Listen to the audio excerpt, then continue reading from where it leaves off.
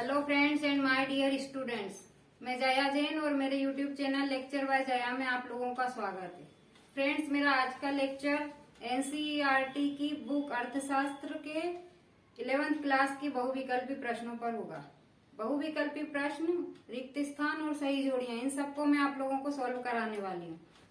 Video देखने से पहले आप लोग मेरे चैनल को सब्सक्राइब करना और वीडियो को लाइक करना, बेल आइकन को प्रेस करना जिससे नोटिफिकेशन मिलता रहे। वीडियो शुरू करने से पहले आप लोग पेन और पेपर लेकर बैठिएगा जिससे कि नोट भी करते जाइए।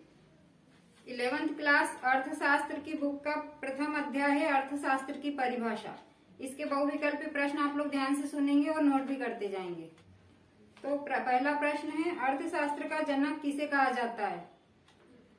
यह अर्थशास्त्र राष्ट्रों के धन के स्वरूप तथा कारणों की खोज से संबंधित है। यह कथन किसका है? तो इसमें 4 ऑप्शन है, केनन, मार्शल, रॉबिन्स और एडम स्मिथ। तो यह कथन एडम स्मिथ का है।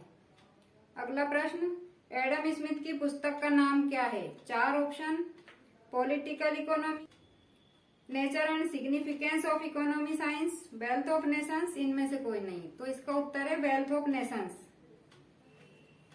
अगला प्रश्न, अर्थशास्त्र जीवन के सामान्य व्यवसाय में मानव जाति का अध्ययन करता है। यह कथन किसका है? ऑप्शन सुनेंगे, Marshall, Adam Smith, Robbins, professor Samuelson. तो इसका उत्तर है मार्शल। अर्थशास्त्र जीवन के सामान्य व्यवसाय में मानव जाति का अध्ययन करता है, यह कथन मार्शल का है। अर्थशास्त्र वह विज्ञान है जो धन का अध्ययन करता है। यह कथन किसका है? 4 ऑप्शन, जेबी से, Adam Smith, martial, FA. Walker. तो यह कथन जेबी से का है। प्रचुरता संबंधी परिभाषा के प्रतिपादक हैं 4 ऑप्शन, मार्शल, बोकरे, रॉबिन्स, एडम स्मिथ। तो यह प्रचुरता संबंधी परिभाषा बोकरे की है। बोकरे कोई अर्थशास्त्री रहे हैं, उन्होंने प्रचुरता संबंधी परिभाषा दी है। अर्थशास्त्र चुनाव करने का विज्ञान है, यह परिभाषा किसकी है? तो 4 ऑप्शन बताऊंगी, एडम स्मिथ, पिगू, मार्शल और रॉबिन्स। तो यह परिभाषा रॉबिन्स की है। अर्थशास्त्र चुनाव करने का विज्ञान है, यह परिभाषा रॉबिन्स की है। अब रिक्त स्थानों की पूर्ति वाले प्रश्न सुनेंगे। अर्थशास्त्र की कल्याण संबंधी परिभाषा देने में प्रथम अर्थशास्त्री मार्शल थे। तो रिक्त स्थान में मार्शल भरेंगे। रॉबिन्स के अनुसार अर्थशास्त्र किसका विज्ञान है? दुर्लभता का विज्ञान है। अगला, किसको आधुनिक अर्थशास्त्र का जनक कहा जाता है? तो एडम स्मिथ को आधुनिक अर्थशास्त्र का जनक कहा जाता है। आप लोग रिक्त स्थानों को अपनी कॉपी पे लिखते जाइए। तो मैं उसी को प्रश्न बना के बोल रही हूँ और आप लोग उसमें किसका की जगह एडम स्मिथ इस तरह से भरेंगे। मतलब कि जो उत्तर है वो आप रिक्त स्थान में भरेंगे। आवश्यकता भिन्नता संबंधी परिभाषा किसने दी थी? तो जे.के. मेहता ने दी थी। सत्य असत्य वाले प्रश्नों में मैं आप लोगों को सत्य वाले सुना रही हूँ। चाणक्य ने कौटिल्य अर्थशास्त्र की रचना की थी। चाणक्य को विष्णुगुप्त के नाम से भी जाना जाता था। डॉक्टर लोहिया पर कार्ल मार्क्स का प्रभाव था। प्रोफेसर मेहता की परिभाषा नैतिकता पर आधारित है। प्लेटो श्रम विभाजन को मान्यता देता था। इसमें एक असत्य है पाठ 1 में, वो है अर्थशास्त्र के सिद्धांत नामक पुस्तक पिगू ने लिखी थी। तो पिगू ने नहीं, किसी और ने लिखी थी। जोड़ी मिलाइए, वृत्ति चाणक्य, आवश्यकता रहित अवस्था जे.के. मेहता। अभी बताया था इसको आवश्यकता भिन्नता संबंधी परिभाषा किसने दी थी? तो ये जे.के. मेहता ने दी थी। ये रिक्त स्थान में भी है और ये जोड़ी में भी है, तो इसे अच्छे से याद करना है। सीमित साधनों के वैकल्पिक प्रयोग, ये रॉबिन्स की परिभाषा थी। धन का शास्त्र एडम स्मिथ ने कहा था। एक शब्द में उत्तर। तो ये भी सुनो और लिखते भी जाओ। एडम स्मिथ की प्रसिद्ध पुस्तक किस सन में छपी थी? तो एडम स्मिथ की पुस्तक 1776 में छपी थी। पुस्तक का नाम था वेल्थ ऑफ नेशंस। चुनाव की समस्या को आर्थिक समस्या नाम किसने दिया था? तो रॉबिन्स ने दिया था। मार्शल ने अर्थशास्त्र को कैसा विज्ञान माना है? मार्शल ने अर्थशास्त्र को सामाजिक विज्ञान माना है। चुनाव करने की क्रिया को रॉबिन्स ने क्या नाम दिया था? चुनाव करने की क्रिया को रॉबिन्स ने आर्थिक समस्या नाम दिया था। मनुष्य के आर्थिक कल्याण का महत्व किस अर्थशास्त्री ने सर्वप्रथम दिया था? ये दिया था अल्फ्रेड मार्शल ने। बहुविकल्पी, रिक्त स्थान, जोड़ी और एक वाक्य वाले उत्तर मैंने आप लोगों को एक पाठ के बता दिए। ये अर्थशास्त्र की पुस्तक 1 के पाठ 1 के प्रश्न उत्तर। और अब हम पढ़ेंगे पाठ 2 के प्रश्न उत्तर। पाठ 2 का नाम है अर्थशास्त्र की प्रकृति, विभाग एवं महत्व। इसके बहुविकल्पी प्रश्न पढ़ेंगे और आप लोग लिखते जाएंगे, सुनते भी जाएंगे और लिखते भी जाएंगे। लिख लिख के याद करेंगे तो आपको अच्छे से याद हो जाएगा। अर्थशास्त्र की विषय सामग्री में किसे शामिल किया जाता है? तो अर्थशास्त्र की विषय सामग्री में कल्याणवादी विचारधारा, सीमितता संबंधी विचारधारा और विकास संबंधी विचारधारा, इन सभी को सम्मिलित किया जाता है। 4 ऑप्शन है, तीनों को शामिल किया जाता है। रॉबिन्स के अनुसार अर्थशास्त्र क्या है? तो रॉबिन्स के अनुसार अर्थशास्त्र एक कला है। इसमें 3 ऑप्शन जो गलत वाले दिए हैं, विज्ञान, आदर्श विज्ञान और वास्तविक विज्ञान, तो ये नहीं है। रॉबिन्स के अनुसार अर्थशास्त्र क्या है? कला है। अच्छे से याद करेंगे, इसको अच्छे से सुनते जाएंगे। प्रश्न उत्तर आप लोगों को समझ में आ रहे होंगे। पिछले कमेंट्स में मुझे पता चला कि प्रश्न उत्तर समझ में नहीं आ रहे हैं, तो ना समझने जैसी कोई बात नहीं है। मैं आप लोगों को उत्तर पढ़ के सुना रही हूँ। किताब अगर सामने रख के बैठोगे तो आप लोगों को ये पता चलेगा कि मैं क्या पढ़ रही हूँ, मतलब कि मैंने प्रश्न पढ़ा है और उत्तर पढ़ा है। मैं थोड़ी स्पीड में बोल रही हूँ तो आप लोगों को किताब सामने रख के ही समझ में ज्यादा अच्छे से आएगा, और वैसे भी समझ में आएगा। अगर समझना चाहते हो तो बिना किताब के भी वीडियो से समझ में आ जाएगा। तो अगला प्रश्न है, क्या है का संबंध किससे है? तो इसके ऑप्शन है वास्तविक विज्ञान, आदर्श विज्ञान और कला। तो क्या है इसका संबंध किससे है? तो इसका संबंध है वास्तविक विज्ञान से। अर्थशास्त्र के विभाग कितने होते हैं? अर्थशास्त्र के 5 विभाग होते हैं। अब रिक्त स्थान पूर्ति वाले प्रश्न सुनो। इसको रिक्त स्थान को प्रश्न की तरह पढ़ के सुना रही हूँ, तो आप लोगों को उसके उत्तर समझ में जल्दी आ जाएगा। अर्थशास्त्र के क्षेत्र के अंतर्गत 3 बातों का अध्ययन किया जाता है। अर्थशास्त्र के विभाग कौन से हैं? अर्थशास्त्र के विभाग कितने हैं? 5 हैं। व्यष्टि अर्थशास्त्र किसका अध्ययन करता है? तो विशिष्ट फर्मों का अध्ययन करता है। उपभोग अर्थशास्त्र का सबसे महत्वपूर्ण विभाग है। अर्थशास्त्र के 5 विभाग हैं, उन 5 विभाग में उपभोग सबसे महत्वपूर्ण विभाग है। सत्य असत्य वाले प्रश्न को सुनेंगे तो सत्य वाले सुनेंगे, असत्य वाले आप लोगों को जरूरी नहीं है। सत्य वाले हैं, आदर्श विज्ञान यह स्पष्ट करता है कि क्या होना चाहिए। कला वास्तविक विज्ञान और आदर्श विज्ञान के मध्य सेतु का कार्य करता है। सेतु मीन्स ब्रिज, पुल। तो कला वास्तविक विज्ञान और आदर्श विज्ञान में सेतु का काम करता है, ये बात सत्य है। जोड़ी वाले प्रश्न सुनेंगे। आवश्यकता की संतुष्टि उपभोग से होती है, यानी कि जितनी चीजों का उपयोग करते जाएंगे हमें आवश्यकताओं की संतुष्टि होती जाएगी। साधनों में धन का बंटवारा वितरण से होता है। उपयोगिता का सृजन उत्पादन कहलाता है। मूल्य निर्धारण की समस्या विनिमय कहलाती है। आय व व्यय का समायोजन राजस्व कहलाता है। ये लेखा जोखा रखते हैं आय और व्यय का, वो राजस्व कहलाता है। एक वाक्य में उत्तर। अर्थशास्त्र विज्ञान है या कला है? तो अर्थशास्त्र विज्ञान और कला दोनों है, ये उसका उत्तर है। अर्थशास्त्र के कितने विभाग हैं?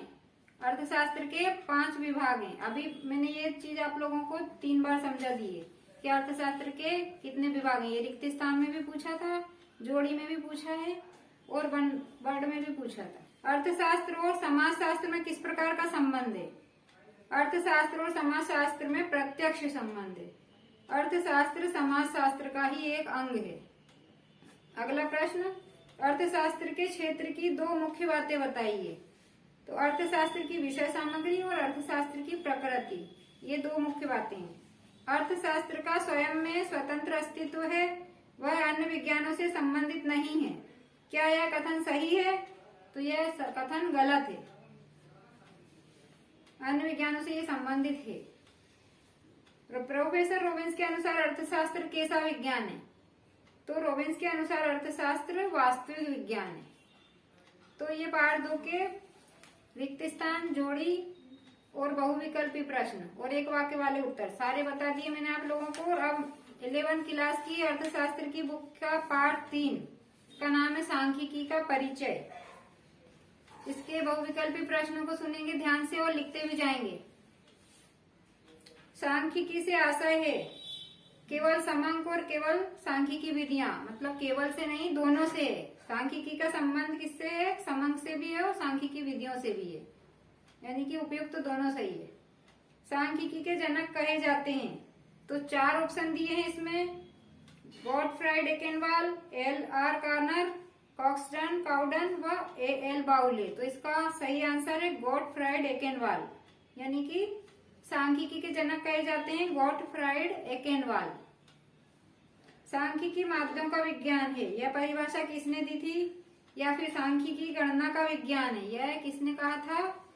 तो ये A.L. बाउले ने कहा था। गलत वाले आंसर बोलने से कोई लाभ नहीं है, टाइम वेस्ट होता है, इसलिए सही वाला आंसर लिखेंगे। सांख्यिकी गणना का विज्ञान है, ये A.L. बाउले ने कहा था। सांख्यिकी का कार्य है तो 4 ऑप्शन दिए हैं, उसमें से सही वाला ऑप्शन है जटिलता को सरल बनाती है। सांख्यिकी जटिलता को सरल बनाती है। अगला है सांख्यिकी क्या है, कला है या विज्ञान है? तो सांख्यिकी विज्ञान और कला दोनों है, जैसे कि अर्थशास्त्र विज्ञान और कला दोनों है, ऐसी ही सांख्यिकी कला और विज्ञान दोनों है। रिक्त स्थानों की पूर्ति लिखते जाइएगा तो कॉपी में नोट हो जाएगी, एग्जाम टाइम में काम में आएगी। सांख्यिकी को गणना का विज्ञान कहा जाता है, यहाँ रिक्त स्थान में गणना ऐसे लिख लेंगे। समांक संख्यात्मक होते हैं, लेकिन सभी संख्यात्मक तथ्य समांक नहीं होते हैं। प्रयोग सिद्ध विश्लेषण वास्तविक अवलोकनों तथा परीक्षणों द्वारा किसी विषय का ज्ञान प्राप्त करने की विधि है, तो रिक्त स्थान में परीक्षणों लिखेंगे। सांख्यिकी के जन्मदाता हैं, तो अभी बताया था मैंने आप लोगों को, गॉटफ्राइड एकेनवाल सांख्यिकी के जनक हैं। एक वचन में सांख्यिकी का अर्थ विधियों से होता है और बहुवचन में सांख्यिकी का अर्थ समांकों से होता है। तो इन दोनों बातों को अच्छे से याद रखेंगे कि एक वचन में क्या होता है, विधियों से होता है, और बहुवचन में समांकों से होता है। सत्य असत्य वाले प्रश्नों में सत्य वाले आप लोगों को पढ़ के सुनाऊंगी। सांख्यिकी जांच से आशय समांकों के एकत्रीकरण से है, ये बात सत्य है। ये वाला प्रश्न 2018 में पूछा गया था। सांख्यिकी माध्यम का विज्ञान है, ये भी सही है। सांख्यिकी का संबंध मात्रात्मक आंकड़ों से होता है, ये भी सही है। अकुशल व्यक्तियों के हाथ में सांख्यिकी विधियां बहुत ही खतरनाक औजार है, ये भी सत्य है। जोड़ी मिलाइए, प्रयोग सिद्ध विश्लेषण अवलोकन, बहुवचन में सांख्यिकी समांक, झूठ सफेद झूठ और समांक, डिजराइली, ये डिजराइली ने कहा था झूठ सफेद झूठ और समांक तीनों एक ही बात है। सांख्यिकी गणना का विज्ञान है, ये किसने कहा था? बाउले ने कहा था।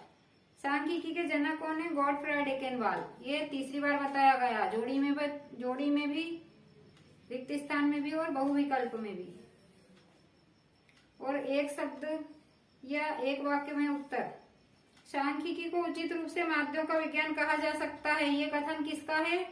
ये कथन प्रोफेसर बाउले का है। सांख्यिकी अनुमानों और संभावनाओं का विज्ञान है, यह कथन किसका है?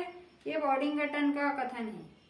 तो ये कोटेशन जिस तरह से मैं आप लोगों को पढ़ के सुना रही हूँ, आप लोग लिखते जाइए तो आपको याद होती जाएगी। एग्जाम में पूछा जाए तो आप बता सको, इस तरह से आप लिख लो कहीं पे, एक कॉपी बना लो, उस कॉपी में ये सब चीजें कोटेशन और जो मैं बोल रही हूँ वो सब लिखते जाओ। सांख्यिकी को उचित रूप में माध्यम का विज्ञान कहा जा सकता है, ये कथन बाउले का है। सांख्यिकी अनुमानों और संभावनाओं का विज्ञान है, ये कथन बॉडिंगटन का है। सांख्यिकी के पिता कौन थे? जर्मनी के गॉटफ्राइड एकेनवाल सांख्यिकी के पिता कहलाते हैं।